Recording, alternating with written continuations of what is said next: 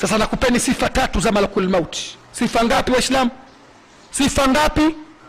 Malakul mauti ana sifa kubwa 3. Sifa yake ya kwanza ambayo sisi wote hapa hatuitambui, nataka tuelezane kidogo, tuwekane sawa kwenye hii sifa. Watu wanadhani kwamba malakul mauti anatoka hapa anakwenda Mwanza kutoa roho ya mtu, anakwenda Singida kutoa roho ya mtu, anakwenda New York. La, malakul mauti Waislamu atoi roho hivyo. Nimeeleweka Malakul mauti atoi roho ya wanadamu kwa namna hiyo. Malakul mauti atoi roho ya mwanadamu kwa namna hiyo. Waislamu, anatoaje malakul mauti? Ulamaul umma, bwana Mtume Muhammad pia akawa na hadithi anasema, kakhwanan qad wadaa alayhi kulla shay'in. Allahu akbar. Kakhwanan qad wadaa alayhi kulla shay'in, yani kama mfano wa meza